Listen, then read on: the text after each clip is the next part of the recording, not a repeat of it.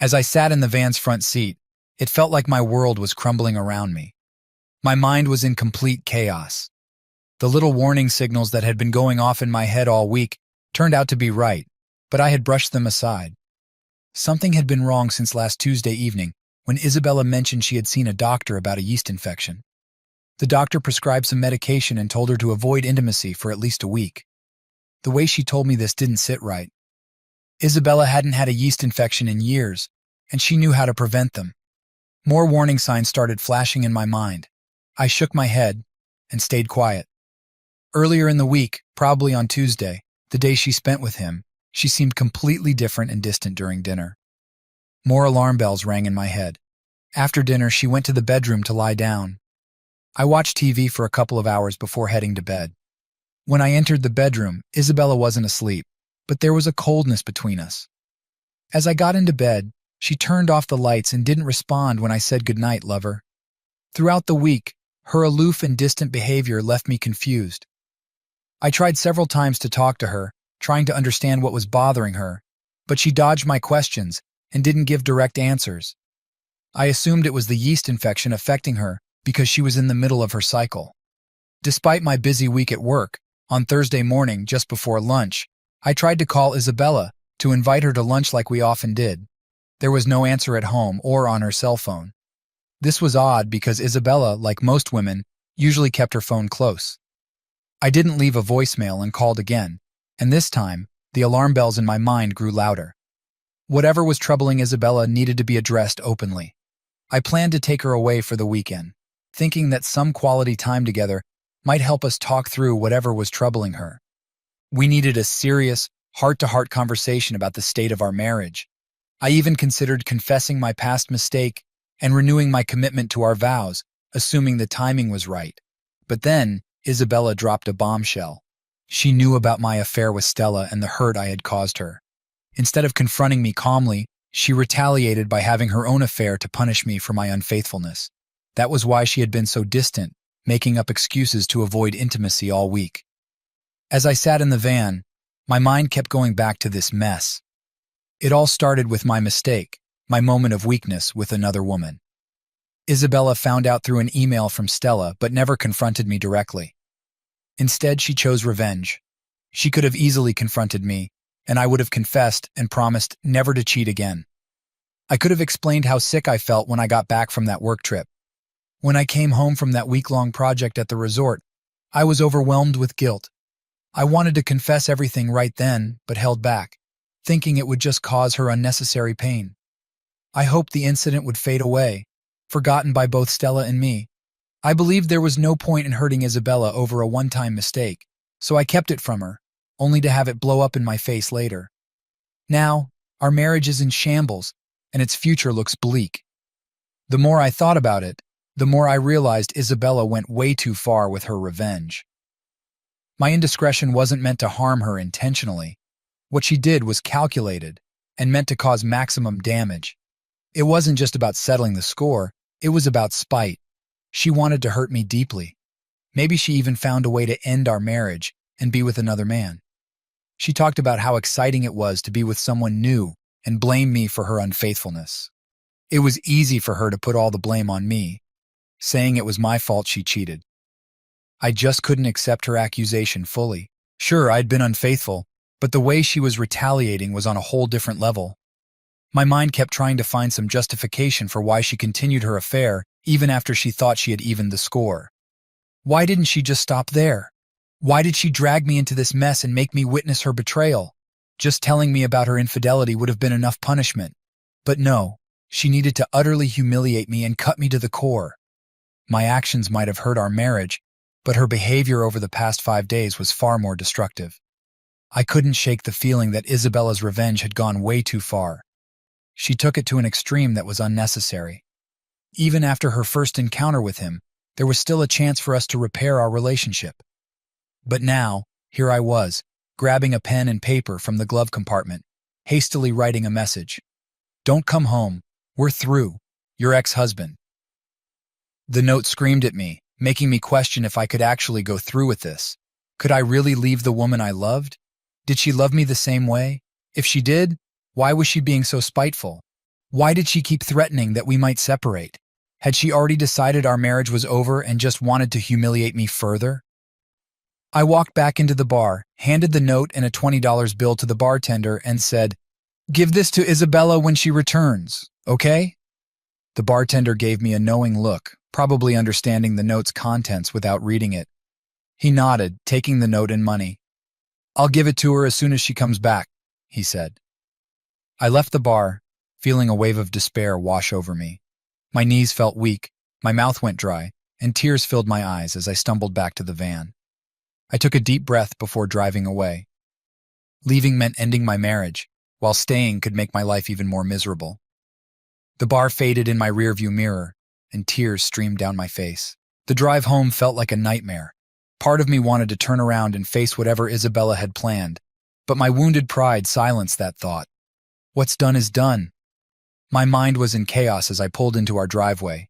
Part of me clung to the past, to my wife and our life together, but the dominant part focused on what lay ahead. How would I protect myself? What about the divorce? The living arrangements? My instinct for organization kicked in. First, protect yourself physically, then legally. Secure the house and bank assets. Get a restraining order if necessary. I urgently needed to change the locks. I found a 24-hour locksmith in the phone book and called. I explained I needed all the locks changed immediately. The locksmith said it would cost an extra $100 for the late-night service, which I agreed to pay. He promised to arrive within an hour. Next, I had to prevent Isabella from coming back. She only had the clothes she was wearing, so I grabbed our 2 largest suitcases from the closet and packed her things. I loaded them into the van she usually drove, parked it at the curb, left the keys on the front seat, and took the garage door opener with me. The locksmith arrived quickly. He said it would take about an hour to change all 5 locks. I told him, "That's fine. Let me know if you need anything." While he worked, I checked my email. The messages from Stella were all there, including one Isabella sent pretending to be me, telling Stella to stay away.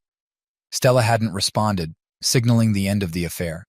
Staring at the emails, I wondered why Isabella hadn't confronted me directly about Stella. Why choose this path of revenge? Was there something deeper wrong with our marriage that she hadn't told me? Was this her way of settling everything in one grand act of vengeance? The phone rang and I knew it was Isabella.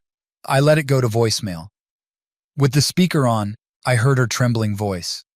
"Oh, Leonardo, please pick up. We need to talk. Please don't end our marriage like this. Talk to me, Leonardo, please." She sounded like she was about to cry, but I didn't answer. The call ended. It seemed she wanted to reconcile now that I had acted first. She probably thought my guilt would make me let her walk all over me. She was wrong. I sat down at the computer, transferred all funds from our joint accounts to an account solely in my name, and reported our credit cards as stolen. When asked if I wanted new cards issued, I said I'd call back later. The locksmith finished changing the locks and handed me the new keys. That part was done. Isabella couldn't re-enter the house without my permission. While I was at the computer, the phone rang again. I had my word processor open, and it was another call from Isabella, her voice even more desperate, pleading for me to talk to her. I ignored it and started typing a 1-page message. "Isabella, do not ring the doorbell or knock. I will not answer. I've packed 2 suitcases with your clothes and belongings. They're in the van at the curb. Take the van and leave. Once you find a place to live, send me your address, and I'll send the rest of your things. You said tonight that we might go our separate ways several times. You were right. Now that you've chosen your path, you can walk it alone. I'll find my own path to walk. Goodbye, your ex-husband." I made a few revisions before printing it out and taping the notice to the front door. I knew Isabella might try to come back and confront me face to face, but that wasn't going to happen. I walked around the house, checking all the windows and doors to ensure they were securely locked. Then, I disconnected the front doorbell to avoid the annoying sound during the night. Feeling somewhat safer, I went to the den and poured myself a glass of Jack Patricials. As I settled into my lounge chair and took a long sip, my hands started trembling so much that I had to put the glass down. Suddenly, the emotional pain hit me like a tidal wave, and I began to cry uncontrollably. It felt like I was trapped in a nightmare, desperately trying to wake up, but knowing this was my harsh reality. That's when I remembered the envelope in my pocket and the wet underwear. I assumed the envelope contained a Dear John letter, but to my surprise, it held photographs. There was no letter, just about a dozen explicit pictures of Isabella. I flipped through them, realizing they were taken under the direction of her lover. She was willingly following his every command and submitting to his desires. This was her final act of humiliation against me. If I didn't end our marriage now, this humiliation would haunt me forever. My thoughts turned to the incriminating photos in her underwear as undeniable evidence of her infidelity. They could work in my favor if Isabella decided to get confrontational during the divorce proceedings. I placed the photos and underwear in a Ziploc bag and locked them in a safe. Then I returned to the computer and accessed the emails from Stella and Isabella. After careful consideration, I deleted each one. I composed an email to Stella explaining that the last email she received was from Isabella, not me. I detailed Isabella's vengeful actions and informed Stella I would initiate divorce proceedings against Isabella first thing Monday. I also expressed my admiration for Stella's companionship during our brief time together and suggested she get in touch if she ever came to town. Lastly, I asked Stella to deny any involvement if Isabella tried to use it against me and requested she reply to my work email. I sent the email and immediately deleted it. Stella had two choices: act as a friend and deny our involvement if questioned, or align with Isabella and potentially turn against me. I believed it was worth the risk to gauge Stella's reaction.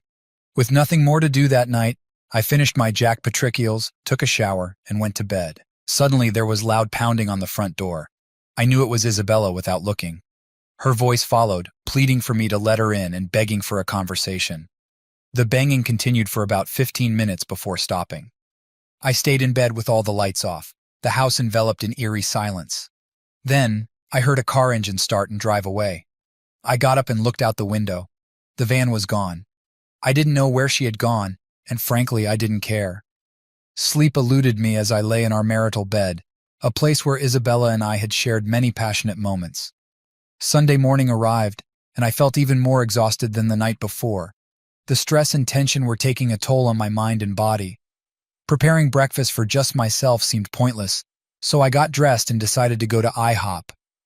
When I opened the front door, I saw that Isabella had left a message on the notice I had taped to the door. It read, "Please, Leonardo, don't do this to us. Don't end our marriage this way. I still love you and want to remain your wife. We need to sit down and talk this through. Please call me on my cell phone. We need to talk. Please. Your loving wife, Isabella."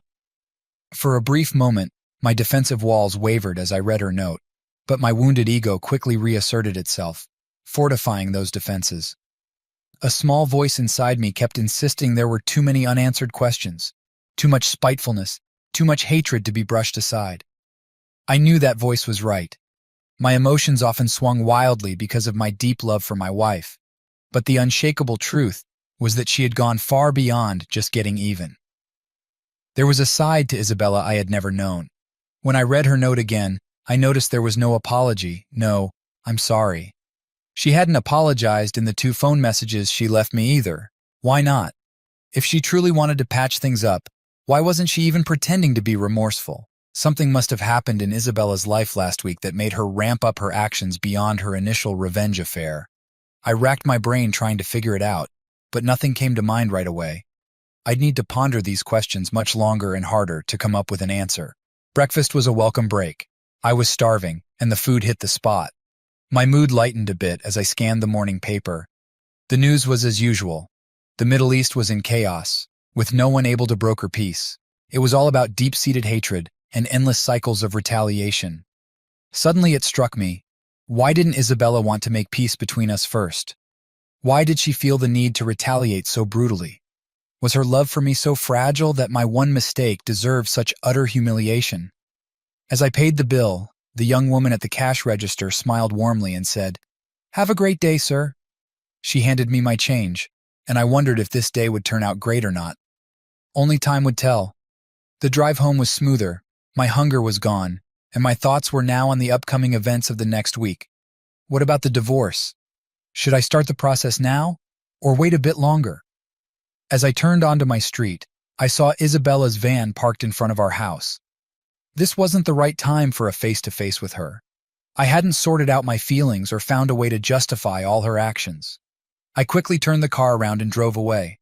Unless she broke into the house, she'd have to wait in her van for me, just like she made me wait in that bar yesterday. She could sit there all day for all I cared. I headed to the health club and changed into my workout clothes. I needed a vigorous workout to clear my mind from the current mess, at least for a few hours. It would be a much-needed break.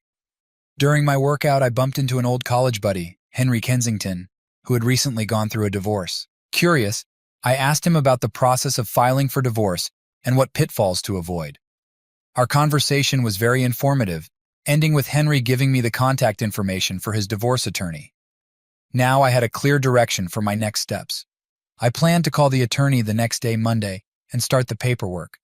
This might prepare me better for the inevitable confrontation with Isabella. After the gym, I had a light lunch. When I got home in the evening, Isabella's van was gone. I sighed in relief as I pulled into the garage and closed the door. Inside, everything seemed in order. I found another note from Isabella, pleading with me to sit down and talk with her.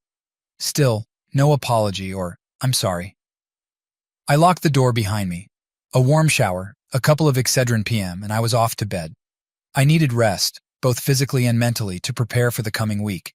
Sleep was deep and undisturbed, and I woke up feeling refreshed. After getting dressed and ready for work, I noticed the message light on the phone blinking. I must have forgotten to check it the night before. There were 2 messages from Isabella, both pleading for us to meet and talk, yet neither message had any hint of an apology or remorse. It dawned on me that she was withholding an apology to keep the guilt on my shoulders. It was heartbreaking to see our once happy marriage reduced to this blame game. At the office, I told the receptionist, Hannah, and my secretary, Victoria, that I wouldn't take any calls from Isabella and didn't want to see her if she showed up. They gave me odd looks, but I didn't explain. Let them gossip. Soon enough, the divorce would be public knowledge. Around 10 o'clock, I called the divorce attorney Henry recommended, and we set up a meeting for 2 o'clock that afternoon. The rest of the morning went by with my usual tasks, skipping lunch.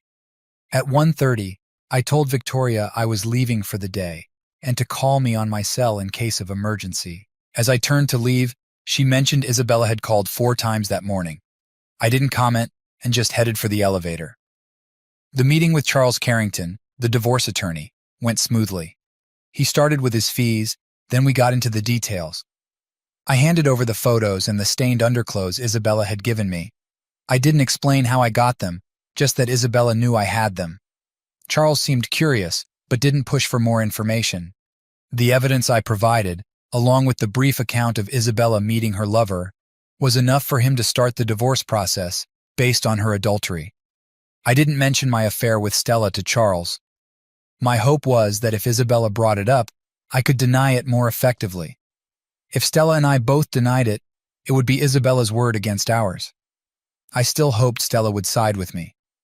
Lastly, I asked Charles to file for a restraining order against Isabella to prevent her from contacting me. He agreed, promising all the paperwork would be ready by the next afternoon. Leaving Charles's office, I felt a renewed sense of control with all the necessary steps in motion. I decided to make a quick stop at the office to grab a couple of reports I needed for the next day. As I entered the driveway from the east side of the building, I saw Isabella's van pulling out from the north side of the parking lot. She merged into traffic and drove away without noticing me. Back at the office, Victoria was surprised to see me after I had said I was done for the day. I didn't offer any explanations, leaving her to wonder. As I packed the reports into my briefcase, Victoria handed me an envelope, saying Isabella had instructed her to deliver it to me. I slipped the envelope into my briefcase without opening it, certain that Victoria was curious about what was going on. She would have to remain in the dark for now. Before leaving the office, I decided to check my emails one last time. Among them was a message from Stella. I opened it and read, "Hello, Leonardo. I was really surprised to hear from you after that harsh email I got 2 weeks ago.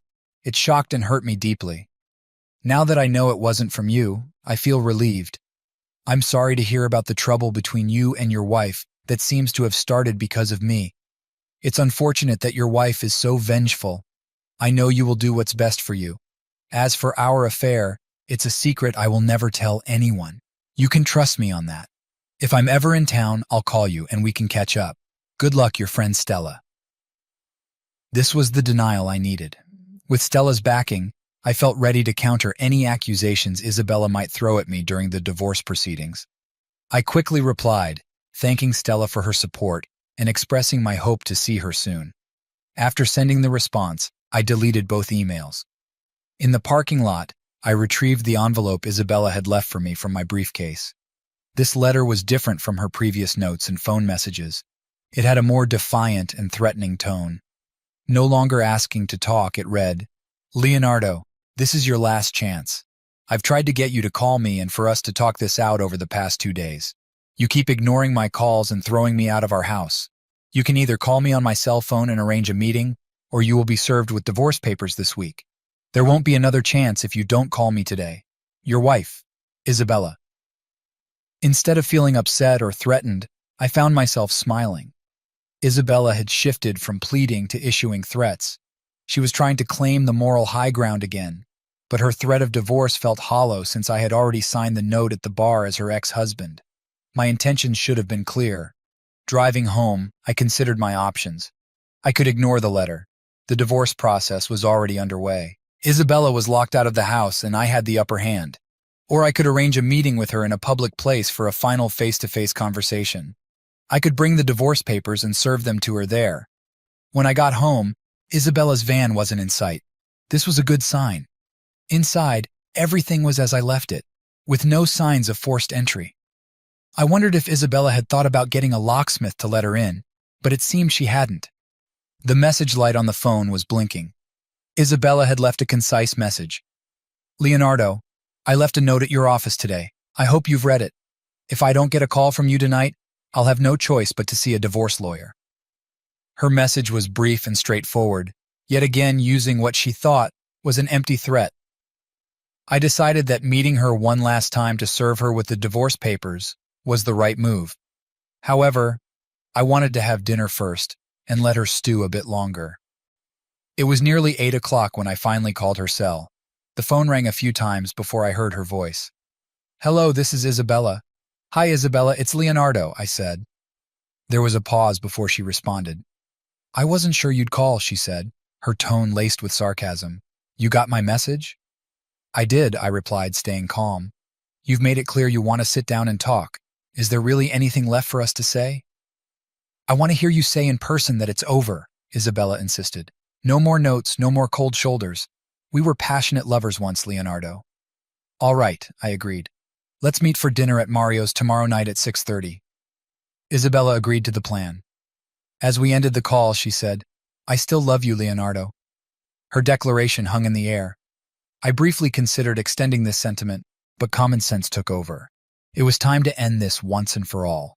The final act of this tragic situation would unfold in less than 24 hours. I needed to mentally prepare for the conversation and plan what to say before handing her the divorce papers, with smooth jazz playing in the background as I sat in the den. I nursed my JD slowly, letting my thoughts solidify into a plan for the upcoming confrontation. After about 4 hours of pondering, I had a fairly solid script in mind. Surprisingly, sleep came easily and was restful. The next morning at work was hectic as usual. I made a quick call to Charles Carrington's office to check on the status of the divorce papers. They told me to come by after 4:30 and everything would be ready. I arrived at Charles's office just before 5 o'clock, and the receptionist informed me that Charles wanted to explain the papers and the procedure after serving them to Isabella. It took over 45 minutes for Charles to go over all the details. He informed me that the final divorce would take at least 3 months after both parties agreed, and the papers were filed with the court. I left Charles's office around 6 o'clock.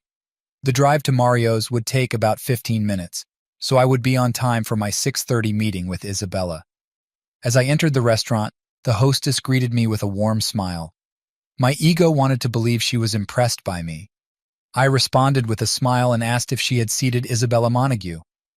Her smile faded slightly as she motioned for me to follow her. My first sight of Isabella was as we approached the table. I greeted her with a simple, "Hello, Isabella," and took a seat across from her. "Hello, Leonardo. Don't I get a kiss tonight?" she asked, her smile turning into a pout. Recalling her words from our encounter at the bar, I replied, "That hasn't been decided yet." My response put Isabella on alert.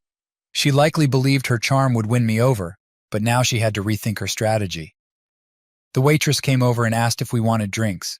Isabella ordered a white wine and I requested a double JD on the rocks. Isabella started the conversation once the waitress left, perhaps wanting to stay on the offensive. I want you to know, Leonardo, this isn't how I wanted our problems to end. You know what started all of this. I was just trying to restore balance so we could rebuild our marriage, she said calmly, without a trace of emotion. Her words were calculated, setting the stage for her next move. The waitress returned with our drinks, and we both took a deep sip. Isabella then fixed her gaze on me and continued. I hate being painted as the villain here.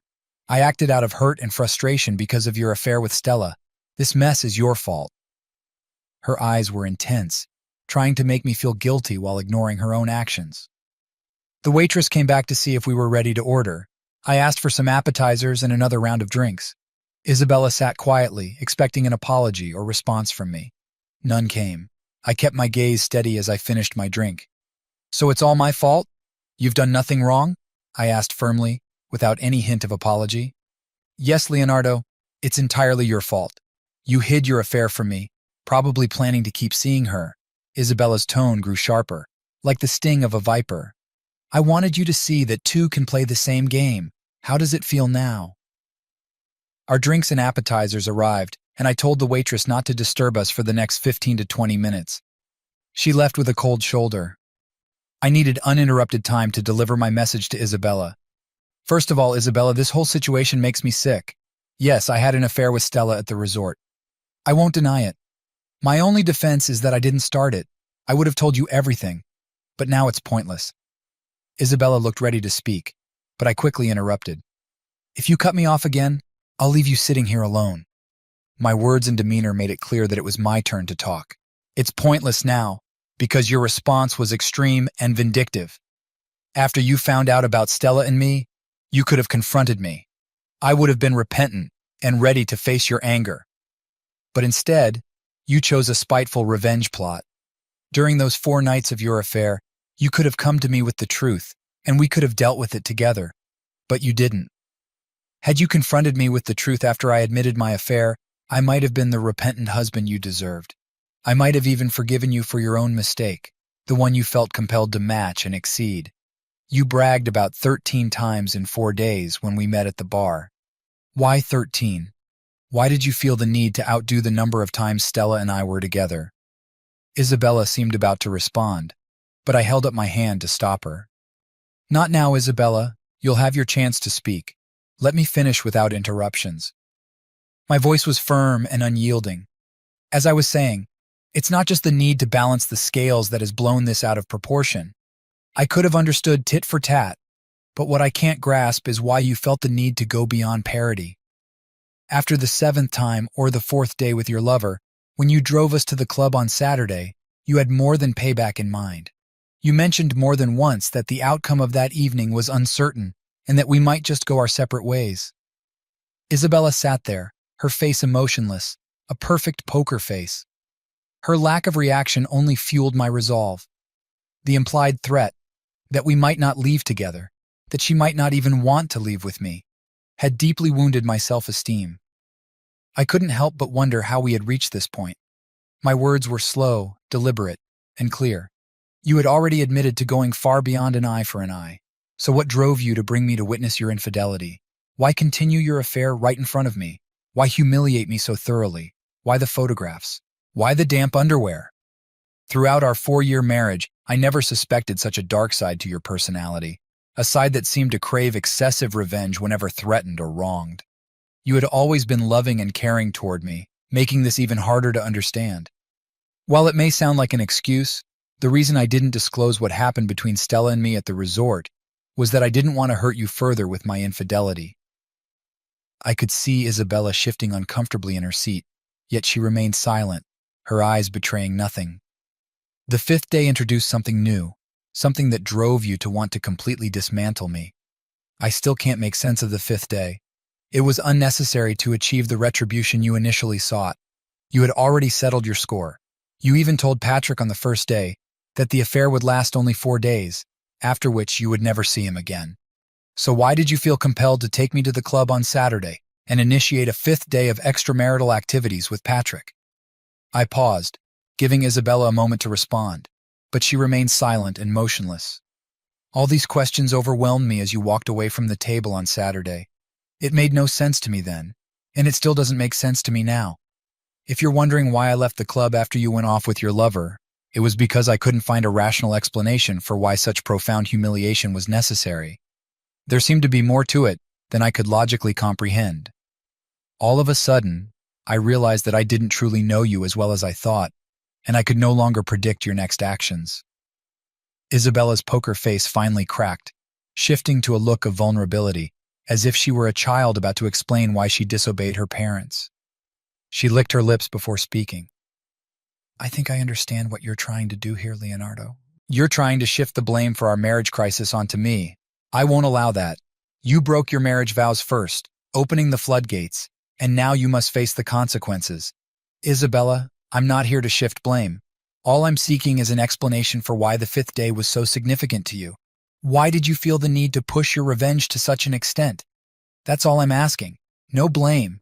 Just the reason why you believed the fifth day had to happen to satisfy your need for vindication. I softened my tone, hoping for a sincere response. Isabella pondered my words for a moment before speaking. After you confessed, I called my mother and told her everything. She said I was right to seek retribution, but insisted that mere retaliation wasn't enough. According to her, I needed to teach you a serious lesson. The realization hit me hard. It was her mother, Matilda, who was behind the fifth day. Matilda, Isabella's mother, had always been a thorn in my side. This revelation suddenly made everything clear. Matilda and I had a significant falling out about a year and a half ago. She was never welcome in my home. Her relentless criticism and negativity made her unbearable. Isabella and I moved 250 miles away from her after our marriage, but even that distance didn't seem enough. Despite everything, Isabella managed to let her mother's negative remarks roll off her back. About 2 years ago, Matilda's constant complaints became too much for Isabella's father, and he decided to leave her. Several months after their divorce, Matilda came to visit us. For the first day, I tolerated her ceaseless griping, but by the second day, I had reached my limit. I unleashed all my pent-up frustrations on her, making it clear that she was insufferable and that I never wanted her in my house again.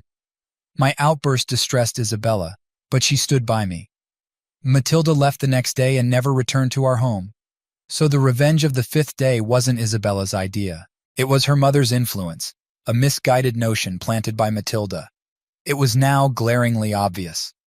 I had never really considered Matilda's influence when trying to understand the events of the fifth day, but now it all made sense. As Isabella continued speaking, my focus shifted from Matilda to her words. Mother said all men are cheating, lying lowlives. None of you can be trusted. She reminded me how my father walked out on her and said you would probably do the same to me in a couple of years. Isabella paused, watching for my reaction.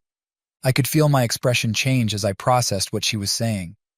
Isabella went on, explaining how her mother had advised her to go back the next day and engage with Patrick again. Matilda had a detailed plan for my public humiliation, crafted with meticulous care. Isabella also revealed that it was her mother who suggested showing me the photos Patrick had taken just before another encounter. When Isabella finished, she leaned back, clearly believing she had provided a complete explanation. It felt like another attempt to shift responsibility, blaming me initially and now her mother for everything. But Isabella wasn't a child. She was a grown woman, my wife, and she chose to follow through with these actions. She wasn't just a puppet. She had agency and willingly participated in deeply humiliating acts. Now that I knew the reason behind the fifth day, I wasn't about to let her off the hook so easily. She wanted to distance herself from blame, but I wasn't going to allow that. So it's all Matilda's fault for the fourth and fifth days? You didn't want to be involved at all, is that correct? I asked, pausing as Isabella nodded in agreement. So, you didn't genuinely want to continue with Patrick. It was all because your mother pushed you to punish me further. Is that accurate? Isabella nodded again emphatically. My frustration grew.